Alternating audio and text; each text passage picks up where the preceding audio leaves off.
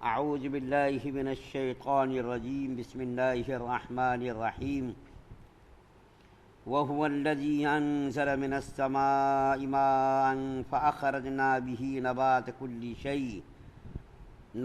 كل شيء فأخرجنا منه خضرا نخرج منه حبا متراكبا ومن النخل من طلعها قنوان دانية وجنات من أعناب والزيتون والرمان مشتبها وغير متشابه انظروا إلى ثمره إذا أثمر وينعه إن في ذلك لآيات لقوم يؤمنون۔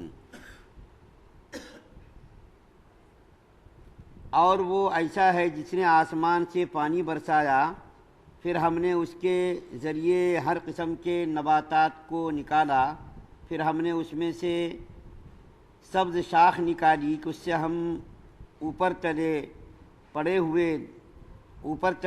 ہوئے دانے نکالتے ہیں، اور کھجور کے درختوں سے بھی یعنی ان کے گچھے میں سے خوشے نکالتے ہیں جو بکھرے ہوئے گچھے لٹکے ہوئے ہوتے ہیں۔ انگوروں کے باغ اور زیتون اور انار کے درخت پیدا کیے جو کہ ایک دوسرے سے ملتے جلتے ہیں اور ایک دوسرے سے ملتے جلتے نہیں ہیں۔ ہر ایک پھل کو تو دیکھو جب وہ پھلتا ہے، اور پھر اس کے پکنے کو دیکھو، ان میں بھی دلائل توحید کے موجود ہیں ان لوگوں کے لیے جو ایمان لانے والے ہیں۔ سورہ انعام کی آیت نمبر 100 آپ کے سامنے پڑھی گئی ہے، ترجمہ صاف نہیں لکھا ہوا ہے جس کی وجہ سے ذرا پریشانی ہو رہی ہے۔ تو اس آیت کریمہ کے اندر اللہ تعالیٰ نے مزید توحید کے کچھ دلائل بیان کیے ہیں۔ اوپر کی آیات میں بھی اللہ تعالیٰ نے بہت سارے دلائل توحید کے بیان کیے تھے، جن میں سے چاند ہے، سورج ہے، گٹھلیوں اور دانوں سے کونپل کو نکالنا ہے، اس کی پرورش کرنا ہے۔ اس آیت کریمہ کے اندر بھی اللہ تعالیٰ نے بہت سارے توحید کے دلائل بیان کیے ہیں۔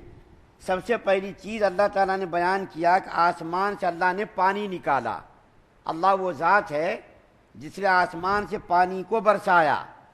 یہ پانی کوئی معمولی چیز نہیں جس کو ہم معمولی سمجھتے ہیں، یہ کوئی معمولی چیز نہیں۔ انسان جب سو کر اٹھتا ہے تو انسان کو سب سے پہلی چیز جس کی ضرورت پڑتی ہے وہ پانی ہے۔ اللہ تعالیٰ نے آسمان سے پانی کو برسایا، ہم نے گلاس میں لیا، گٹاگٹ اندر ہم نے اتار لیا۔ اس کو آپ جو ہے معمولی نہ سمجھیے، اللہ تعالیٰ کی کتنی اس کے پیچھے حکمتیں اور کتنی اس کے اندر جو ہے کارسازیاں لگی ہوئی ہیں۔ پانی یوں ہی اللہ تعالیٰ نے برسا دیا، ہم نے بس گٹاگٹ مار کر کے اپنے پیٹ کے اندر اتار لیا۔ پانی کی اہمیت کا اندازہ آپ اس سے لگائیے کہ دنیا کا پورا نظام پانی کے اوپر ہے۔ دنیا کا پورا نظام پانی کے اوپر ہے۔ اگر پانی نہ برسے تو ساری دنیا ختم ہو جائے۔ دیکھیے اللہ کے رسول صلی اللہ علیہ وسلم نے ارشاد فرمایا کہ اللہ تعالیٰ کو اگر جانوروں پر رحم نہ آتا تو اللہ تعالیٰ ایک قطرہ پانی بھی نہ برساتا۔ انسانوں کے اتنے گناہ ہو گئے کہ اگر پانی معمولی چیز ہوتی تو اللہ کے رسول صلی اللہ علیہ وسلم یہ ارشاد نہ فرماتے کہ اگر مخلوق دوسرے جانوروں پر اللہ تعالیٰ کو رحم نہ آتا تو اللہ تعالیٰ پانی کا ایک قطرہ بھی نہ برساتے۔ مطلب یہ ہوا کہ جانوروں کی برکت سے اللہ تعالیٰ ہم لوگوں کو پانی دے رہا، پھر پانی کو بھی اندازے سے برسا رہا۔ اگر ایک ہی مرتبہ پانی کو ڈال دیتا آسمان سے تو پوری بستیاں تباہ و برباد ہو جاتی، پوری کھیتیاں برباد ہو جاتی۔ لیکن اللہ تعالیٰ نے ایسا نظام نہیں بنایا، بلکہ کہیں پر زیادہ، کہیں پر کم، کہیں پر قطرے قطرے پانی برساتا ہے۔ کہیں پر اگر بادل پھٹ گیا تو اس سے کتنے لوگ ہلاک ہو جاتے، کتنے جانور ہلاک ہو جاتے۔ پھر اس کے پیچھے دیکھیے اللہ تعالیٰ نے کیسا نظام بنایا، پانی کی حفاظت کا بھی نظام بنایا۔ اگر اللہ تعالیٰ یہ کہہ دیتے دیکھو بھائی ہم سال میں ایک مرتبہ پانی برسائیں گے، تم اپنے گھروں میں پانی رکھنے کا انتظام کر لو، تو ہم کیا کرتے؟ پانی کہاں رکھتے؟ پہلے گھر میں رہنے کی قلت اور جگہ کی پریشانی، پوری بستی کے لوگ اگر مل کر کے کوئی تالاب میں رکھنا چاہتے یا کوئی اور انتظام کرتے تو وہ پانی تھوڑے دنوں میں چل جاتا، پانی خراب ہو جاتا، بدبودار ہو جاتا۔ اگر ہم اپنے چھتوں پر پانی رکھنے کا کوئی انتظام کرتے اس کے اندر کیڑے ہو جاتے۔ گھروں میں دیکھیے مٹکوں میں اور دوسرے برتنوں میں 4 دن 6 دن آپ پانی رکھیے، پانی میں بدبو ہو جاتی، اس میں کیڑے پیدا ہو جاتے۔ اللہ تعالیٰ نے پانی کے تحفظ کا بھی بڑا زبردست انتظام کیا۔ یہ نہیں کہا کہ تم اپنے لیے 6 مہینے کا پانی رکھ لو، ذخیرہ کر لو، یہ نہیں کہا سال میں ہم پانی برسائیں گے۔ اگر اللہ تعالیٰ ایسا کرتے تو کتنی تکلیف اور کتنی پریشانی ہوتی۔ اللہ تعالیٰ نے ایسا نہیں کیا، بلکہ خود اللہ تعالیٰ پانی کو برساتے ہیں اور پانی کی حفاظت بھی کرتے۔ کس طریقے سے؟ اللہ تعالیٰ پہاڑوں پر پانی کو برف کی شکل میں رکھ دیتے، پانی کو خراب ہونے سے بچانے کے لیے بڑے بڑے پہاڑوں پر اس پانی کو جمع کرتے اور جمع کر کے اس کو برف بنا دیتے۔ ظاہر بات ہے برف میں تو کیڑے پڑتے نہیں، برف کے اندر تو کوئی خرابی آتی نہیں۔ ان پانی کو اللہ تعالیٰ برف کی شکل میں جمع کر کے پہاڑوں پر رکھ دیتے۔ اس کے بعد جب گرمی آتی ہے اور جب لوگ پریشان ہونے لگتے ہیں تو ان برفوں کو جو پہاڑوں پر جمی ہوئی برف تھی اس کو پگھلا کر کے پہاڑوں کی نالیوں کے ذریعے سے اس کو زمین تک پہنچاتے۔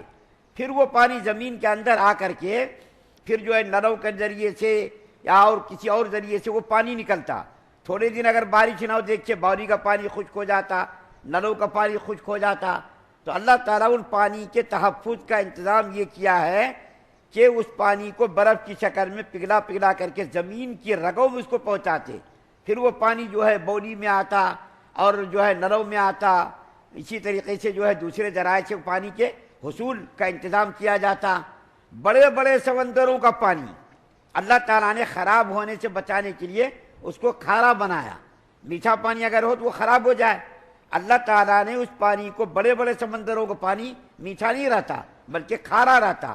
اس کے اندر دیکھیے ساری دنیا کی غلاظتیں آتی ہیں، پورے شہروں کی غلاظت، بمبئی کا جو سمندر ہے پورے شہر سے غلاظتیں اس کے اندر جاتی ہیں، پورے شہر کی نالیوں کے ذریعے سے غلاظتیں جاتی ہیں۔ لیکن اللہ تعالیٰ نے یہ نہیں کہا اس میں سے پانی پیو، بلکہ اللہ نے اس کا انتظام یہ کیا کہ بادلوں کے ذریعے سے اس پانی کو اوپر اٹھاتے، اس کو فلٹر کرتے، فلٹر کر کے پھر اس پانی کو برساتے تاکہ پانی کے اندر بدبو نہ، بالکل تر و تازہ پانی۔ سب سے بہترین پانی جو ہوتا ہے وہ بارش کا پانی ہوتا ہے، اس کے اندر کسی قسم کی بدبو نہیں ہوتی ہے۔ ایک مجھ کو واقعہ یاد آیا جس کو حضرت غالباً تھانوی رحمۃ اللہ علیہ نے بیان کیا ہے۔ فرعون کے زمانے میں ایک مرتبہ قحط ساری ہوئی، لوگ پریشان ہو گئے پانی کے لیے، کھیتیاں خشک ہو گئی، جانور مرنے لگے۔ تو فرعون کے جو ماننے والے، خدا ماننے والے تھے، وہ لوگ جمع ہوئے اور آ کر کے لوگوں نے کہا کہ صاحب ہمارے جانور مرنے لگے، ہم لوگ پریشان ہو گئے، کھیتیاں خشک ہو گئی، فصلیں خشک ہو گئی، بارش نہیں ہو رہی، ہم لوگ پریشان ہیں، آپ تو خدا ہے نا، بارش برسائیے۔ اب اس نے یہ نہیں کہا کہ میں جھوٹا خدا ہوں، اس نے کہا اچھا ٹھیک ہے تم لوگ کل آنا، کل جو ہے تم لوگوں کو جواب دوں گا۔ چنانچہ وہ لوگ چلے گئے۔ اس کے بعد شیطان آیا، شیطان آتا جن کو پٹی پڑھاتا تھا۔ حالانکہ اس کے بارے میں آتا ہے کتاب کے اندر کہ اس نے توبہ کرنے کا ارادہ کیا تھا، موسیٰ علیہ السلام پر ایمان لانے کا ارادہ کیا تھا، لیکن شیطان نے ان کو ایمان لانے سے روکے رکھا کہ اگر تم مسلمان ہو گئے تمہاری حکومت چلی جائے گی اور تمہاری عزت چلی جائے گی، تمہاری خدائی چلی جائے گی۔ شیطان نے پٹی پڑھائی، حالانکہ ایمان لانے پر حکومت کسی کی نہیں جاتی بلکہ اور اللہ اضافہ کرتے ایمان کی برکت سے۔ تو فرعون کے پاس شیطان آیا تو شیطان سے فرعون نے کہا کہ دیکھو بھائی میں نے خدائی کا دعویٰ کر رکھا ہے اور یہ میرے ماننے والے میرے پاس آئے تھے کہ بارش برساؤ، اور جو ہے ہمارے جانور مر گئے، کھیتیاں خشک ہو گئی، فصل ہماری خشک ہو گئی، جانور مرنے لگے، ہم لوگ پریشان ہیں، تم خدا ہو بارش برساؤ۔ تو شیطان نے کہا اچھا ٹھیک ہے بارش ہم برسائیں گے اور تمہاری خدائی پر کوئی فرق آنے والا نہیں۔ چنانچہ شیطان نے اپنے چیلوں چپاٹوں سے کہا کہ تم لوگ آسمان پر جاؤ اور سب لوگ پیشاب کرو۔ شیطان سے کہا چیلے چپاٹوں سے کہ تم سب لوگ اوپر جاؤ اور وہاں سے جا کر کے سب لوگ پیشاب کرو۔ تو سب شیطان اوپر گئے اور جا کر کے سب نے پیشاب کرنا شروع کر دیا۔ ان لوگوں نے سمجھا کہ بارش ہو رہی ہے، فرعون کے ماننے والوں نے سمجھا کہ بارش ہو رہی ہے۔ جب وہ پانی گرنے لگا تو نہایت ہی بدبودار پانی، تو جو فرعون کے ماننے والے تھے، جن لوگوں نے خدا سمجھ رکھا تھا، وہ لوگ آئے اور آ کر کے کہا کہ اس مرتبہ بارش تو ایسی ہوئی جس کے اندر بدبو ہی بدبو ہے، ایسا معلوم ہو رہا ہے کہ پیشاب کے قطرے ہیں۔ تو دیکھیے انسان کے بس میں کچھ بھی نہیں ہے۔ آج سے 15 سال پہلے تلنگانہ اور آندھرا جو مشترکہ یہ ایک ریاست تھی، یہاں کے چیف منسٹر نے بنی اسرائیل سے یہ معاہدہ کیا کہ بارش اگر نہ ہو تو ہم مصنوعی بارش برسائیں گے۔ اسرائیل میں ہوتا ہے یہ، وہ لوگ مصنوعی بارش کیا کرتے ہیں، جو آسمان پر بادل ہوتا ہے اس کو جا کر میزائل کو جا کر کے ٹکراتے، میزائل جب ٹکراتا ہے تو بادل وہ پھٹتا ہے اور اس کے اندر جو پانی جمع رہتا ہے تو پانی نیچے آتا ہے۔ تو یہاں کے آندھرا پردیش کی حکومت نے، وزیر اعلیٰ نے یہ پلان بنایا تھا، لیکن اس کا یہ پلان تھوڑے دنوں میں ناکام ہو گیا، کامیاب نہیں ہو سکا، کیونکہ ایک میزائل مارنے کے لیے 20 لاکھ روپے کا خرچہ آ رہا تھا۔ اب بتائیے ایک میزائل مارنے پر 20 لاکھ، 10-20 اگر میزائل مارے پھر وہ کامیاب ہو نہ ہو، تو اللہ تعالیٰ نے پانی کا ایسا نظام بنایا اور ایسا انتظام کیا۔ قرآن کے اندر بہت ساری جگہوں پر، سورہ بقرہ کے اندر اور دوسری جگہوں پر اللہ تعالیٰ نے بطور نعمت کے پانی کے نازل ہونے کو قرآن کے اندر بیان کیا ہے اور اپنی توحید کے دلیل میں پیش کیا ہے۔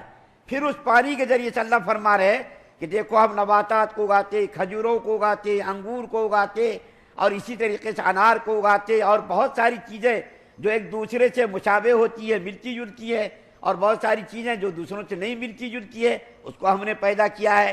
تمہارا کام تو زمین کے اندر صرف پودے کو بیج کو ڈال دینا ہے، گٹھلیوں کو ڈال دینا ہے، ان گٹھلیوں کو نیچے سڑانا، گرانا، پھر نکالنا، نکال کر کے پھر کھجور کے درخت کو تیار کرنا، انار کے درخت کو تیار کرنا، انگور کے درخت کو تیار کرنا، پھر اس کے اوپر پھل لانا۔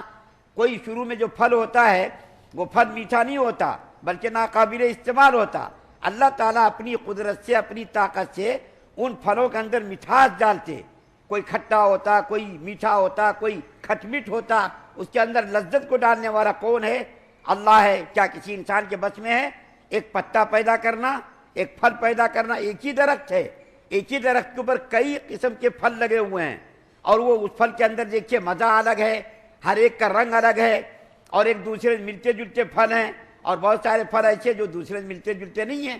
اللہ تراخیر آیت میں دعوت دے رہے ہیں انسان کو، انظروا الی ثمرہ اذا اثمر وینی، کہ ان پھلوں کی طرف تم دیکھو کہ اللہ تعالیٰ نے اپنی قدرت سے، کرشمہ سازی سے کس طریقے سے اس کو وجود بخشا۔ یہ کرنے والا کون ہے؟ یہ کرنے والی ذات اللہ کی ذات ہے، کوئی انسان کر نہیں سکتا۔ پوری حکومت، پوری سلطنت لگا دے تو بھی انسان ان چیزوں میں سے ایک چیز کو بھی پیدا نہیں کر سکتا۔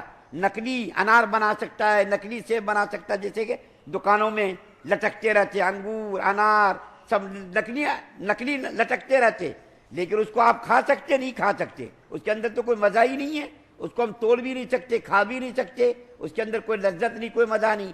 تو اللہ تعالیٰ انسان کو دعوت دے رہے ہیں، دعوت غور و فکر، کہ دیکھو ان چیزوں میں میری توحید کی دلیلیں ہیں، تم غور کرو، فکر کرو۔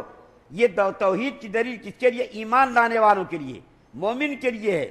اگر کوئی ماننے والا ہے اس کے لیے ان میں سے ایک چیز ہی کافی ہے، اور ماننے والا نہیں ہے اس کو آپ سینکڑوں دلائل پیش کر کے سمجھا دیجئے، نہیں ماننا ہے تو نہیں مانے گا انسان۔ اللہ تعالیٰ سے دعا ہے کہ اللہ تعالیٰ ہم تمام مسلمانوں کو سننے زیادہ عمل کی توفیق عطا فرمائے۔ سبحان اللہ و بحمدہ، سبحانک اللہم و بحمدک، ونشہد ان لا الہ الا انت۔